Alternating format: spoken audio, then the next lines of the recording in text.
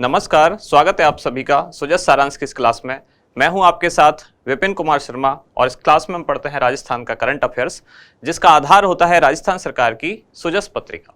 शुरुआत करते हैं हेडलाइंस के साथ। सबसे पहली जानकारी कि पालनहार योजना में राज्य सरकार ने मासिक सहायता राशि बढ़ाई है। अब मासिक सहायता राशि किसके लिए बढ़ाई है? इसमें दो कैटेगरी हैं, यानी कि एक तो अनाथ कैटेगरी के बच्चे और इसके अलावा कुछ अन्य कैटेगरी के बच्चे। अब उस अन्य में बहुत सारी कैटेगरीज हैं। अनाथ कैटेगरी के बच्चों के लिए जो पुराना बजट था, यानी कि बजट 2022-23, उसमें सहायता राशि बढ़ा दी गई।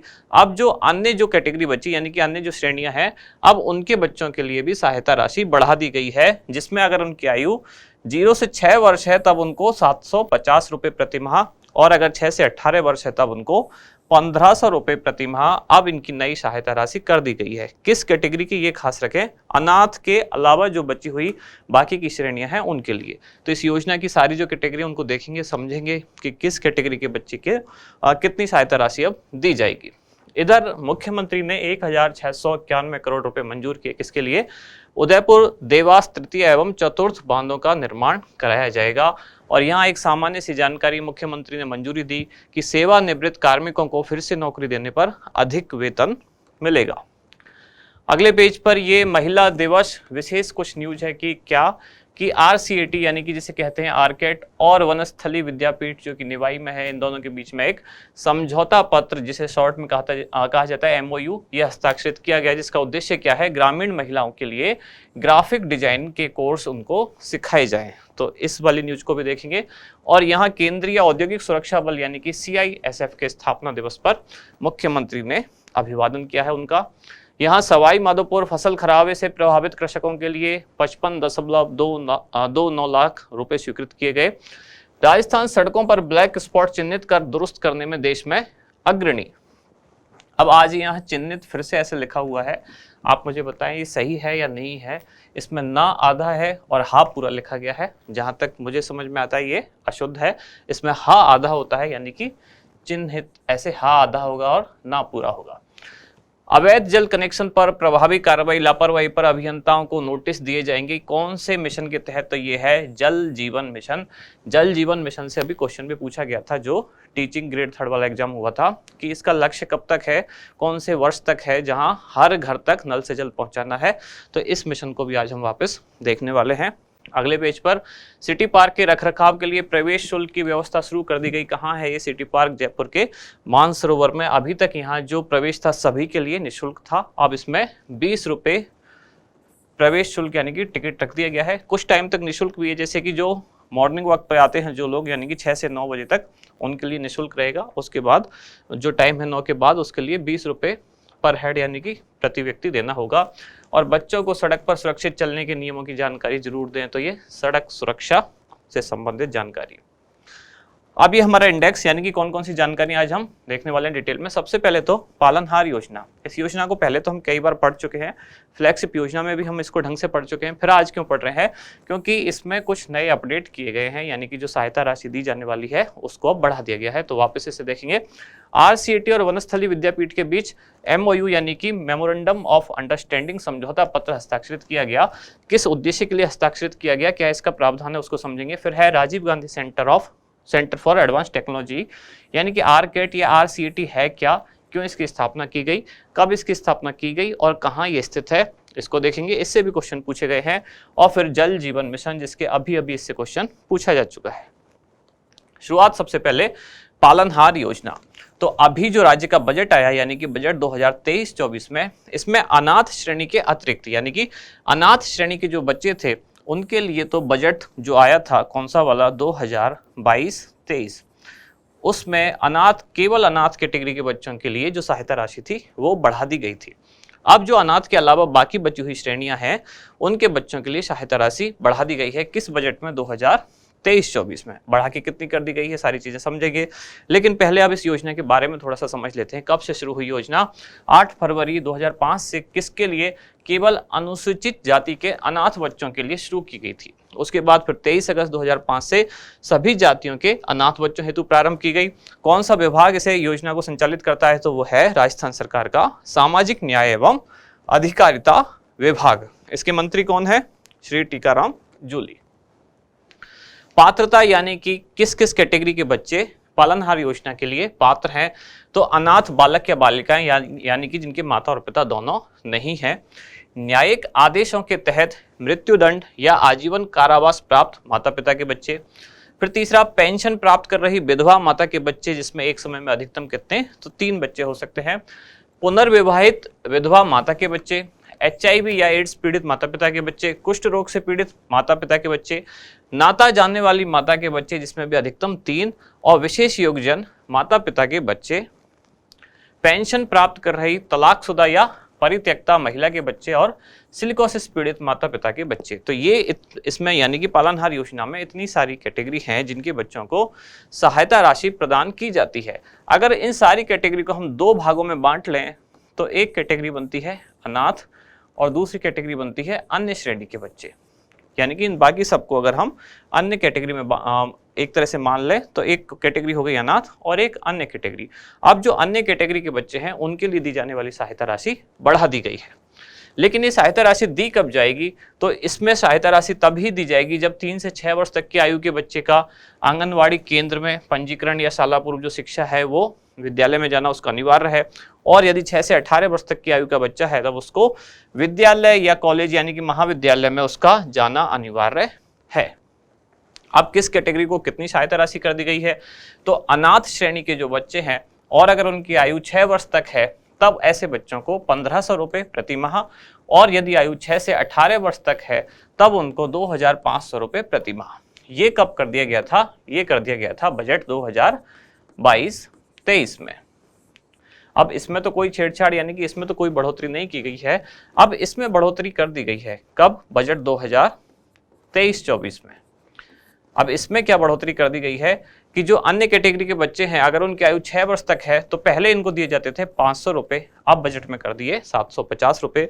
और अगर 6 से 18 वर्ष तक की आयु के बच्चे हैं इनको पहले दिए जाते थे 1000 रुपये, जिनको बढ़ा के कर दिया गया 1500 रुपये। यानी जिस कैटेगरी में जितने थे उसको डबल नहीं, पहले यहाँ 500 था इसको 750, और यहाँ पहले कितना था 1000, इसको कर दिया गया 1500 रुपये। तो ये अब बढ़ी हुई राशि है किनके लिए, अन्य कैटेगरी के बच्चों के लिए। ये इस राज्य के बजट में यानी कि बजट 2023-24 में इसकी घोषणा की गई। डबल जो मैं कह रहा था इसका डबल ये है, यानी कि 6 वर्ष तक के आयु के बच्चों को जो राशि दी जाने वाली होती है उसका डबल किसको, 6 से 18 वर्ष के बच्चों को। कहाँ, अन्य कैटेगरी में।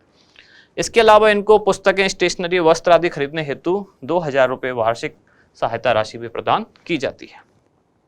दूसरी बात फिर अगली न्यूज क्या थी, RCET यानी कि Rajiv Gandhi centre for advance technology और वनस्थली विद्यापीठ के बीच एक समझौता पत्र हस्ताक्षरित किया गया है, जिसका उद्देश्य क्या है, ग्रामीण क्षेत्र की जो महिलाएं हैं उनको ग्राफिक डिजाइनिंग कोर्स सिखाना। ग्राफिक डिजाइनिंग आजकल काफ़ी वैसे चर्चा में भी रहता है, हमारी टेक्निकल टीम में भी ग्राफिक डिजाइनर की जरूरत होती है। जो बहुत सारी चीज़ें आजकल ग्राफिक डिजाइनिंग के क्षेत्र में बहुत कुछ स्कोप है, जब से ऑनलाइन एजुकेशन आई तब से और ज़्यादा बढ़ गया।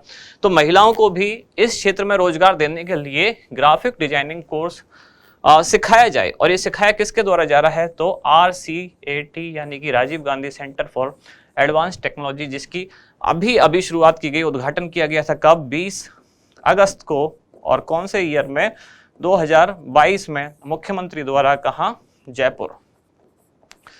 तो RCET यानी कि Rajiv Gandhi centre of advance technology कहाँ है, जयपुर में। 20 अगस्त 2022 को उद्घाटन इसका किया गया।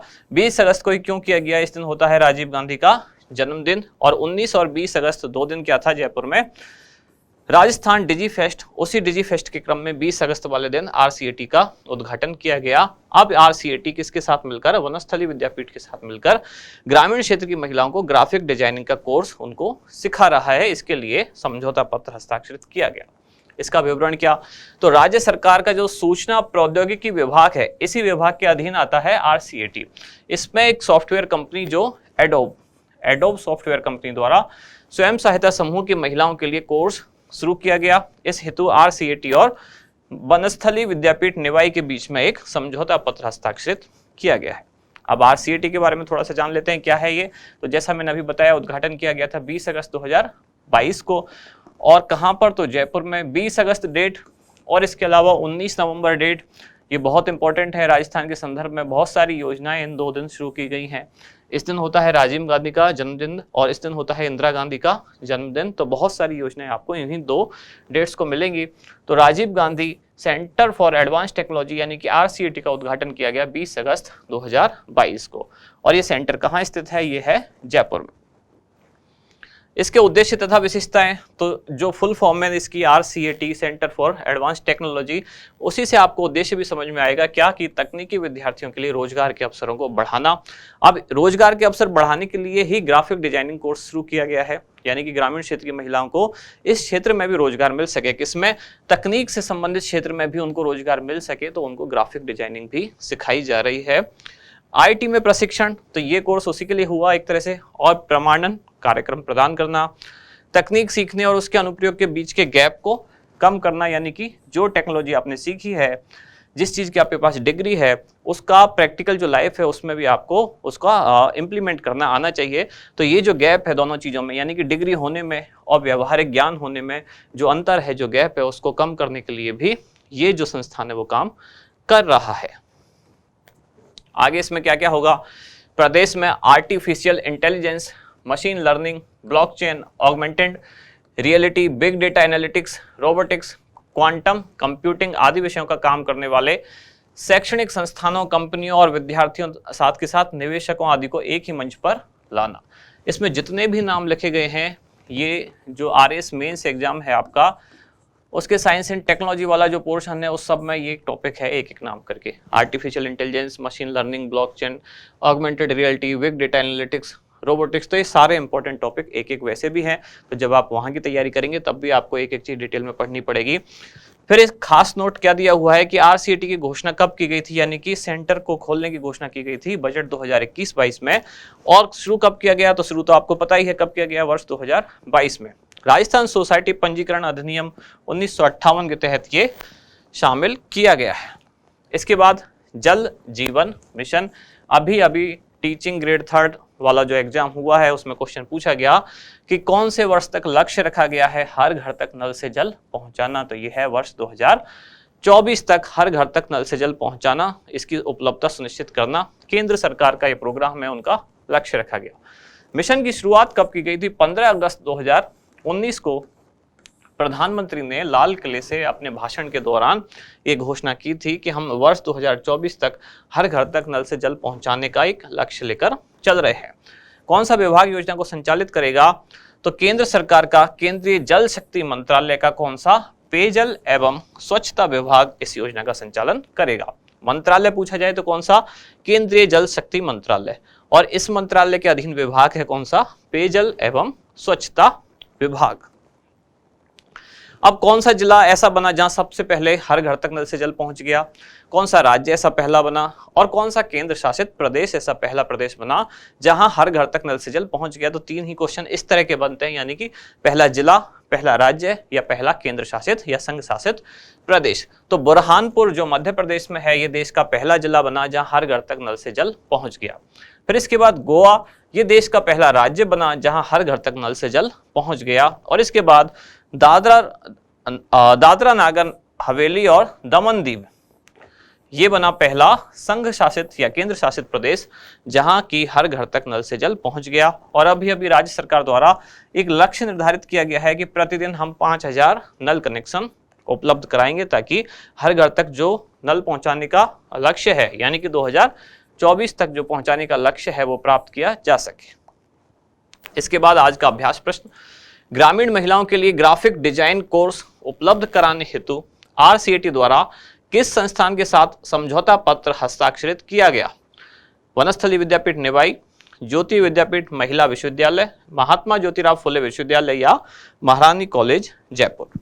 तो इसका क्या होगा सही उत्तर, वो आप बताएं कमेंट्स में। अब मिलते हैं कल अगली न्यूज के साथ अगली क्लास में। धन्यवाद।